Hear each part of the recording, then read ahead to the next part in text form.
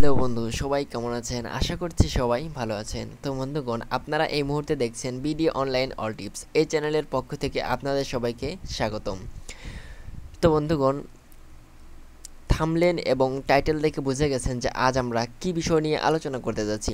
So আজকের যে বিষয়গুলো নিয়ে আলোচনা করব তা হচ্ছে আমরা কিভাবে SHAREit বাদ দিয়ে, মানে SHAREit চেঞ্জ করে আমরা অন্য একটি ওয়েতে আমরা কিভাবে ফাইল ট্রান্সফার করতে পারি।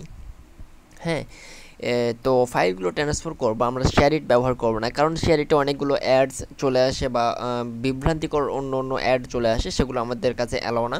সো আজ আমরা শিখব কীভাবে SHAREit অ্যাপ্লিকেশন ছাড়া অন্য একটি ওয়ে, প্রত্যেকটা অ্যান্ড্রয়েড মোবাইলই রয়েছে এই সেটিংস, কেউ অনেকেই জানে না, নোটিফিকেশন বার থেকে এটা জানে না, বা নোটিফিকেশন বারে কিন্তু এটা এই সিস্টেমটা বা এই ওয়েটা কিন্তু দেখিয়ে দেওয়া আছে, বা এই ওয়েট সিস্টেম চালু আছে। সো অনেকেই বুঝতে পারে না। সো আজকের ভিডিও মূলত এগুলো বিষয় নিয়ে। তো চলুন বন্ধুগণ, দেখতে থাকুন পুরো ভিডিওর সাথে আছে আমি খালিদ হাসান। তো এর জন্য আপনাকে প্রথমে যা করতে হবে, নোটিফিকেশন অপশন আছে উপর থেকে নিচের দিকে টেনে নিয়ে আসবেন। তো এরপরে কিন্তু লেখা আছে দেখুন নিয়ার বাই শেয়ার, এই যে NEAR, নিয়ার বি শেয়ার, এই যে দেখুন নিয়ার বি শেয়ার লেখা। সো এইখানে একটি ক্লিক করতে হবে। আর এখানে এই অপশনটি দিয়ে কিন্তু এই অপশনটি ব্যবহার করে কিন্তু আপনি ফাইল ম্যানেজারের যে কোনো জিনিসগুলো অথবা গ্যালারি থেকে যে কোনো ধরনের ফাইলগুলো শেয়ার করতে পারবেন। তো অনেকে বলতে পারেন যে ভাই আমার এখানে তো এই সিস্টেমটা থাকে না, বা আমি খুঁজে পাইলাম না, বা নাই, তো তাদের ক্ষেত্রে কি হবে?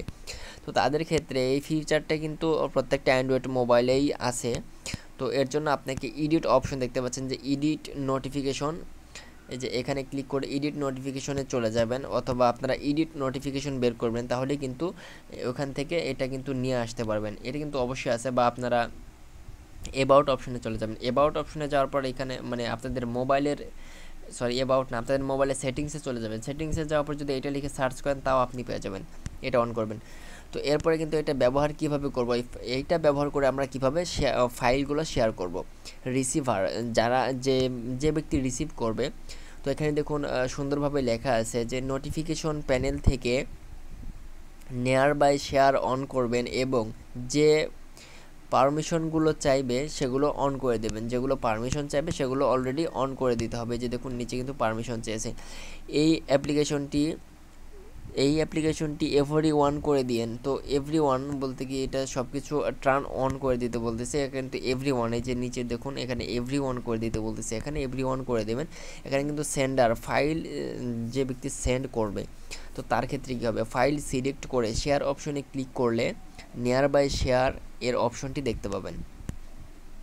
দেখুন ফাইলটি সিলেক্ট করা হয়েছে। এবার কিন্তু শেয়ার বাটনে ক্লিক করার পর কিন্তু এই যে দেখুন নিয়ার বাই শেয়ার এখানে কিন্তু লেখা দেখতে পাচ্ছেন।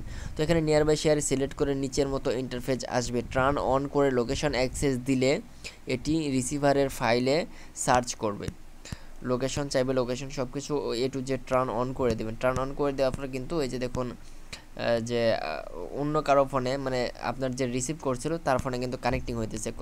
কনফার্মেশন মেসেজটি অ্যাকসেপ্ট করে দিলে ফাইল ট্রান্সফার শুরু হয়ে যাবে। এই যে দেখুন ফাইল ট্রান্সফার অলরেডি শুরু হয়ে গেছে। তো এভাবে আপনারা এই ওয়েতে কিন্তু আপনারা ফাইলগুলো ট্রান্সফার করতে পারেন। সো আজকের ভিডিও মূলত এ পর্যন্ত। ভিডিওটি যদি ভালো লেগে থাকে তাহলে প্লিজ এই ভিডিওটিতে একটি লাইক বাটন হিট করে দেবেন এবং এই চ্যানেলটি সাবস্ক্রাইব করবেন এবং আমাদের পাশে থাকবেন।